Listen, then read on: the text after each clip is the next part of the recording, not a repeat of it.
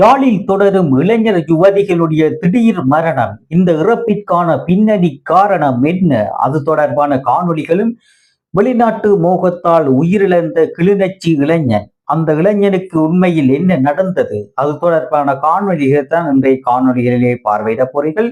Kandiban piece என்ற சேனலுக்கு நீங்க புதிதா வந்திருப்பதனால் சப்ஸ்கிரைப் பண்ணி ஆதரவு தாருங்கள். வருங்கள் காணொளிக்குள் செல்வோம். யாழ்ப்பாணம் கரவட்டி துன்னாலை அல்லையம்பதியை புறப்படமாக கொண்ட அழகேஸ்வரன் அயந்திகா வயது 27 என்ற யுவதி ஒருவர் இன்றைய தினம் ஒரு திடீர் உயிரிழப்பு நடைபெற்றிருக்கின்றது. அவருடைய வீட்டிலே தூக்கில் தொங்கிய நிலையிலே அவர் உயிரிழந்திருப்பதாக தற்போது கிடைத்த தகவலானது தெரிவிக்கப்பட்டிருக்கின்றது. இந்த இறப்பிற்கான பின்னணி காரணங்கள் விசாரணைகள் நடைபெற்றுக் கொண்டிருக்கின்றது. உரும்பிராய் பகுதியிலும் ஒரு இளைஞன் தூக்கில் தொங்கிய நிலையிலே உயிரிழந்திருக்கிறார். சிவகுமார் அகீபன் என்னும் ஒரு இளைஞர் அவர் திடீரென அவ்வாறு தூக்கில் தொங்கிய நிலையிலே உயிரிழந்திருக்கின்றார். இவ்வாறு இருவரும் இளைஞர் யுவதிகள் வயது 27. இன்றைய தினம் உயிரிழந்த யுவதியினுடைய வயதானது 27. அகீபன் சிவகுமார் அகீபனுடைய வயதானது 31 வயதுடைய இது இளைஞர் யுவதிகளுடைய உயிரிழப்பானது யாழ்ப்பாணத்திலே தற்போது திடீரென ஒரு இளைஞர் யுவதிகளுடைய மரணமானது அடுத்தடுத்து இடம்பெறுவதால் மக்கள் பயத்திலும் ஒரு மன குழப்பத்திலும் இருக்கின்றார்கள். இந்த அழகேஸ்வரன் அயந்திகா அவர்களுடைய வயதான 27. அவர் என்ன செய்திருக்கான்னு சொன்னா, அவர்களுடைய வீட்டிலே தூக்கில் தொங்கிய நிலையிலே உயிரிழந்திருக்கின்றார்.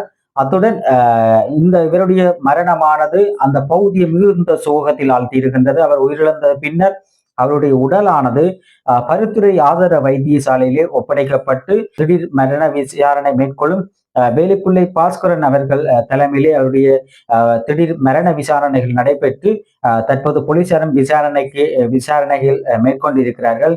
இந்த பெண்ணானவர் என்னத்துக்கான உயிரிழந்தார் அது தொடர்பாக போலீசார் தற்போது விசாரணைகளை மேற்கொண்டு கொண்டிருக்கிறார்கள்.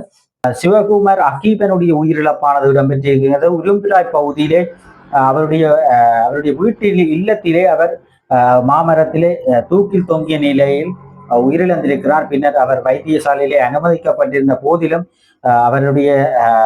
அவரை காப்பாற்ற முடியாமல் போய்விட்டது.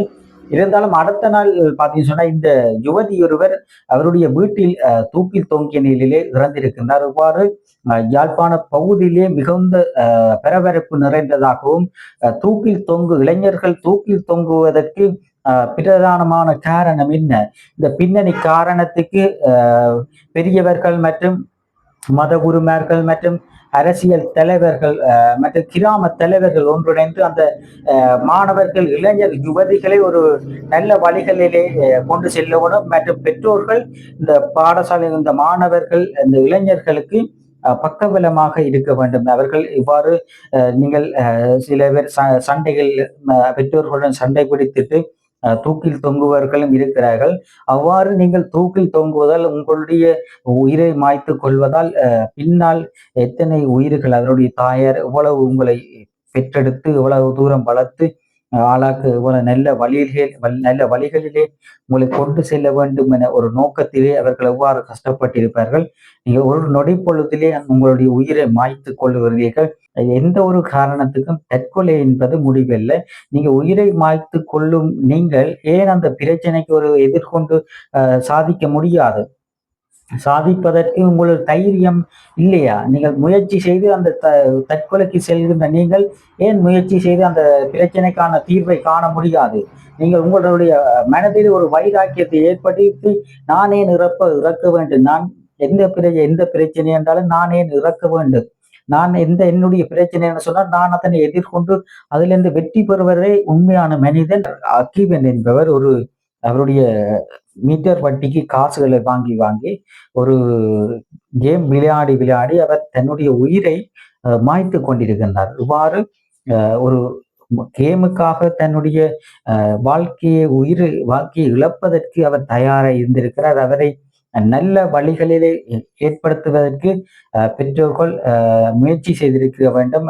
மற்றும் நண்பர்களும் அவர் என்ன பாதையில செல்கிறாரோ அந்த பாதைகளை நீங்கள் நோட்டமிட்டு அவருக்கு நல்ல வழிகளை ஏற்படுத்தி இருக்கலாம். அவருடைய இறப்பானது தற்போது பார்த்தீங்கன்னா அந்த பகுதியை மிகுந்த சோகத்தில் ஆழ்த்தியிருக்கின்றது. ஒரு இளைஞன் யுவதி என்றாலும் ஒரு பெற்றோர் அந்த பிள்ளைகளை வளர்த்து சிறு வயதிலிருந்து அவர்களை வளர்த்து வளர்த்து இவ்வளவு கஷ்டப்பட்டு அந்த பிள்ளைகளை 10 மாதம் சுமந்து அந்த பிள்ளைக்கு சாப்பாடு ஊட்டி அந்த பிள்ளைகளை படிப்பித்து மற்றும் பாடசாலை சென்று பாடசாலைக்கு அவர்களை கூட்டி சென்று நல்ல பிரஜைகளாக பெற வேண்டும். உயர்தரத்திலே கல்வி கற்று மகன் நல்ல ஒரு பருவத்தை பெற்று நல்ல ஒரு உயர்ந்த இடத்திலே இருக்க வேண்டும் என பெற்றோர்கள் எவ்வளவு எதிர்பார்த்து கொண்டிருப்பார்கள். இவ்வாறு சிலர் தனது உயிர்களை திடீரென மாய்த்துக் கொள்வதால் அந்த பெற்றோர்களுடைய நிலைமைகளை நீங்கள் யோசித்து பார்க்க வேண்டும். உங்களுடைய பெற்றோர்கள் உங்களை எவ்வளவு தூரம் கஷ்டப்பட்டு எவ்வளவு தூரம் உங்களை நல்ல வழிகளே உயர்த்தி செல்ல வேண்டும் என்ற நோக்கத்திற்காக எவ்வளவு கஷ்டத்தின் மத்தியில் ஒவ்வொரு தாய் தந்தையர்களும் காலை எழுந்து நீங்கள் நீங்கள் நித்திரையால் எழும்ப முதலே அவர்கள் எழும்பி உங்களுக்கு சாப்பாடு செய்யணும், தண்ணி ஊற்றணும், உங்களுடைய உடுப்புகள் துவைக்கணும்னு சொல்லி எத்தனையோ பெற்றோர்கள் மிகுந்த கஷ்டத்தின் மத்தியிலே தான் உங்களை வளர்த்து கொண்டிருக்கிறார்கள். சில தாய்மார் வேலைக்கு சென்று அவர்களுடைய குழந்தைகளுடைய எதிர்காலத்திற்காக தன்னுடைய வேர்வை சேர்ந்து ஒவ்வொரு தாயாரும் உழைத்து கொண்டிருக்கிறார்கள். அந்த தாயார்கள் எல்லாம் பாவங்கள். அவர்கள் எவ்வளவு கஷ்டப்பட்டு உழைக்கிறார்கள். அவர்களுக்கு நாங்கள் நன்றி கடனாக எப்போதும் இருக்க வேண்டும். நாங்கள் எப்போது தாய் தந்தையரை மதிக்கிறோமோ அப்போதுதான் நாங்கள் ஒரு மனிதனாக இருக்கலாம். சிலர் தாய் தந்தையர்களை மதிப்பதில்லை. தாய் தந்தையர்களுக்கு உங்களை பெற்றெடுத்து உங்களை நல்ல வழிகளிலே கொண்டு சென்று வந்தவர்கள் அந்த தாய் தந்தையர்கள்.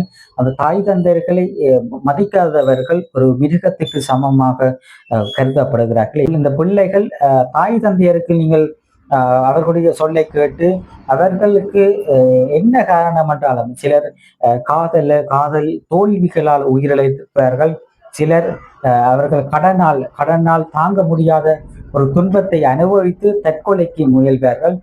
தற்போது யாழ்ப்பாணத்திலே பார்த்தீங்கன்னு சொன்னா மீட்டர் வட்டி என்னும் ஒரு கொடூர அரக்க மிருகமானது தற்போது நடைபெற்றுக் கொண்டிருக்கிறது. இந்த மீட்டர் வட்டியால் பல்வேறு குடும்பங்கள் பல்வேறு தற்கொலை சம்பவத்துக்கு அவர்கள் செல்லக்கூடிய வகையிலே உயிரிழக்கின்ற சம்பவங்களானது தற்போது யாழ்ப்பாண மாவட்டத்தில் அதிகரித்து கொண்டிருக்கின்றது. இந்த மீட்டர் வட்டிக்கு விடுபவர்கள் கொஞ்சம் அவர்களுடைய குடும்ப நிலைகளை அறிந்து நீங்கள் அவர்களுக்கு பணத்தை கொடுக்க வேண்டும். நீங்கள் பணத்தை கொடுத்து விட்டு அவர்களை துன்புறுத்துவதும் அவர்களை மனதளவிலும் பாதிக்காத வகையிலே நீங்கள் செயற்பட வேண்டும். எனவே அந்த மீட்டர் வட்டி என்னும் ஒரு கொடூர அரக்க மிருகங்களை நீங்கள் நிறுத்த வேண்டும். இந்த அரசியல்வாதிகள் இந்த மீட்டர் வட்டிக்கு பணத்தை கொடுப்பவர்களுக்கு நீங்கள் ஒரு நல்ல ஒரு பாடம் இந்த அரசாங்கத்தினால் நல்ல ஒரு அரசாங்கம் தற்போது அனுர அரசின் கீழே தற்போது நல்ல ஒரு அரசாங்கம் பாதாள உலக கோஷ்டிகளும் சரி பல்வேறு துப்பாக்கி சுட்டு சம்பவங்களுடன் தொடர்புடையவர்களை தற்போதைய அரசாங்கமானது தடுத்து நிறுத்தி அவர்களை கைது செய்து கொண்டு வருகின்றது. இவ்வாறு யாழ்ப்பாணத்திலே தற்போது தற்கொலை சம்பவங்கள் அதிகரித்து கொண்டிருக்கின்றது. இந்த தற்கொலைக்கு தீர்வு என்பது கட்டாயம் இருக்கின்றது. நீங்கள் தற்கொலை செய்து கொள்ளும் நீங்கள் உங்கள் மனதிலே ஒரு வைராக்கியத்தை ஏற்படுத்தி உங்களுக்கு என்ன பிரச்சனை என்று சொன்னாலும் உங்களுடைய பெற்றோர்களிடம் முறையிடுங்கள்.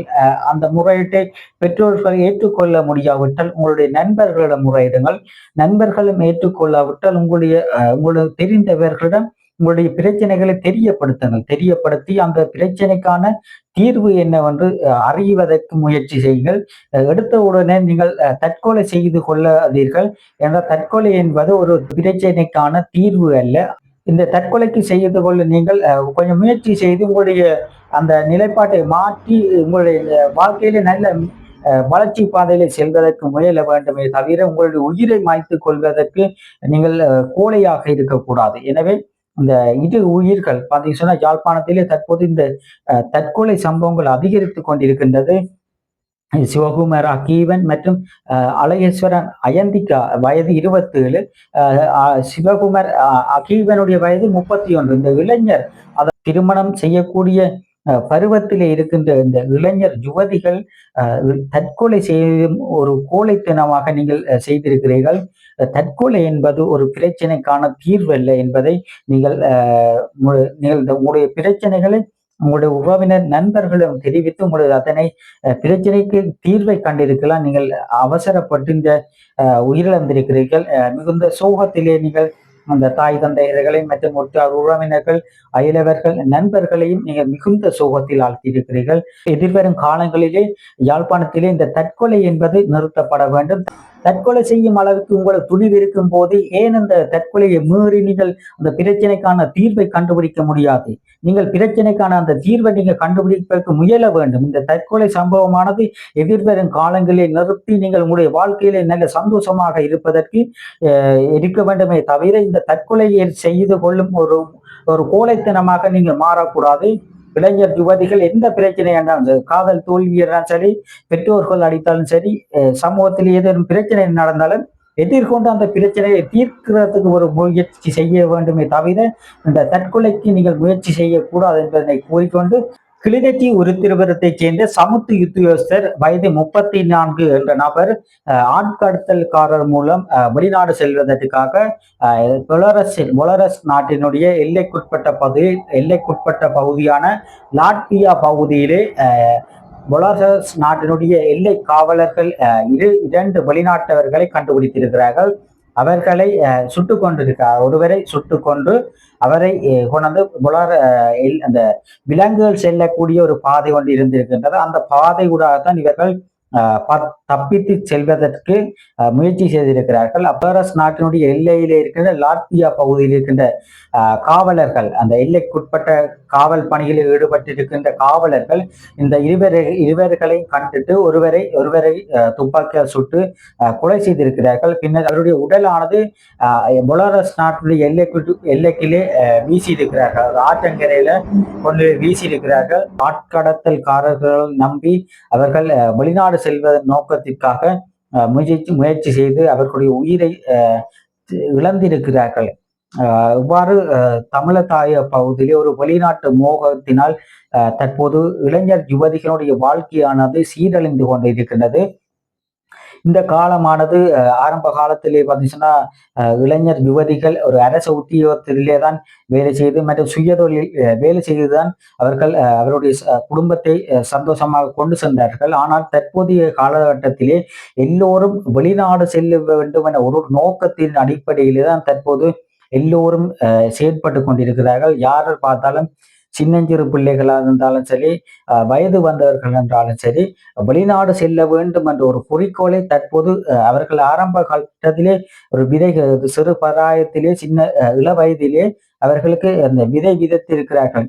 வெளிநாடு செல்ல வேண்டும் என ஒரு நோக்கத்திலே அவர்கள் தொடர்ச்சியாக பயணித்துக் கொண்டிருக்கிறார்கள். வெளிநாடு செல்ல வேண்டும் என்றால் நேரடியாக செல்வது மிகுந்த கஷ்டம்தான். அதனால் இந்த ஆட்கடத்தல்காரர்கள் உங்களோட கூடுதலான பணத்தை பெற்று அவர்களுக்கு அந்த பணம் தான் கட்டாயம் முக்கியமாக காணப்படுவதை தவிர உங்களுடைய உயிரை பொருட்படுத்தாமல் அவர்கள் பணத்திற்காக வேலை செய்பவர்கள். உங்களுடைய உடலை கண்டுபிடித்து உங்களுக்கு உதவி செய்வார்கள் என்று சொன்னால் பரவாயில்லை. ஆனால் அவர்கள் உங்களுடைய உயிரை கணக்கில் எடுக்காமல் அவர்கள் உங்களுடைய காசை வாங்கி போட்டு நீங்கள் இந்த பாதையோட சென்று தப்பித்து கொள்ளுங்கள் என்று கூறிவிட்டு அவர்கள் ஓடிடுவார்கள். அப்ப இந்த பிரச்சனைக்கு உட்பட்ட இந்த இளைஞர்கள் பொலாரசினுடைய எல்லைக்கிலே இடம்பெற்றபடியே அவர்கள் ஒருவர் கொலை செய்யப்பட்டிருக்கின்றார்கள். அவருடைய டாக்குமெண்ட்ஸ்கள், அவருடைய ஐசிகள் மற்றும் அவருடைய காசுகள் அதெல்லாம் வச்சு அவர்கள் இலங்கையர் என்பதை இந்த பொலாரஸ் நாட்டினுடைய எல்லை காவலர்கள் உறுதிப்படுத்தியிருக்கிறார்கள். வெளிநாட்டு மோகத்தினால் பெண்கள் அதிகமாக தற்போது வெளிநாடு செல்ல வேண்டும் என ஒரு நோக்கத்திற்காக திருமண வயதை தாண்டியும் தற்போது இருந்து கொண்டிருக்கிறார்கள். அத்துடன் இளைஞர்களும் தற்போது அந்த வெளிநாடு செல்ல வேண்டும் என்ற நோக்கத்திற்காக வயதை திருமண எல்லைகளை கடந்து தமிழர் தாய பகுதியில் இருந்து கொண்டிருக்கிறார்கள். இந்த வடபகுதியிலே கூடுதலான யுவதிகள் வெளிநாட்டு மோகத்தினால் வெளிநாட்டிலே இருப்பவர்களைத்தான் திருமணம் செய்வோம் என ஒரு குறிக்கோளை வைத்திருக்கிறார்கள். இங்கு இலங்கையில் இருக்கின்ற ஈழத்தில் இருக்கின்ற இளைஞர்களை மனம் முடிப்பதற்கு தயார் நிலைகளிலே சிலர் இல்லை. ஏனென்று சொன்னால் வெளிநாட்டு செல்ல வேண்டும். யாராக இருந்தாலும் அவர் ஒரு 18 வயது பெண் ஒருவர் அங்கு வெளிநாட்டில் இருக்கின்றவர் ஒரு 40 வயது என்றாலும் ஓகே.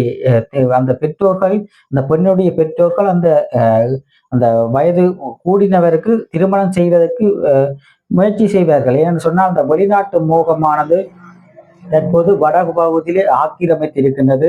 இளைஞர்கள், யுவதிகள், கூடுதலான யுவதிகளும் திருமண எல்லைகளை தாண்டி திருமணம் செய்யக்கூடிய சந்தர்ப்பம் கிடைத்தும் சிலர் திருமணம் செய்யாமல் வெளிநாடு செல்ல வேண்டும் என்ற ஒரு நோக்கத்தின் அடிப்படையில் தற்போது இருக்கிறார்கள். இளைஞர் யுவதிகள், இந்த வெளிநாட்டு மோகத்தினால் உங்களுடைய வாழ்க்கையை சீரழிக்காதீர்கள். உங்களுக்கு கிடைக்கின்ற சந்தர்ப்பங்களிலே உங்களுடைய வாழ்க்கையை நீங்கள் தேர்ந்தெடுத்து சரியான பாதைகளிலே செல்ல வேண்டும். இந்த இளைஞனானவர் பார்த்தீங்கன்னு சொன்னா கிளிநொச்சி உருத்திரபுரத்தைச் சேர்ந்த வயது 34 என்ற இளைஞன், அதாவது சமுர்த்தி உத்தியோகஸ்தருக்கு இவ்வாறு பரிதாபமான நிலையானது இந்த புளோரஸ் நாட்டினுடைய எல்லைக்குட்பட்ட பகுதியிலே அந்த கடமையாற்றி கொண்டிருக்கும் எல்லை காவலர்களால் அவர்கள் சுட்டு கொண்டிருக்கிறார்கள். மிகுந்த ஒரு பரிதாபமான நிலைக்கு அவர்கள் மிருகங்கள் போல அந்த இளைஞர்களை சுட்டு கொண்டிருக்கிறார்கள்.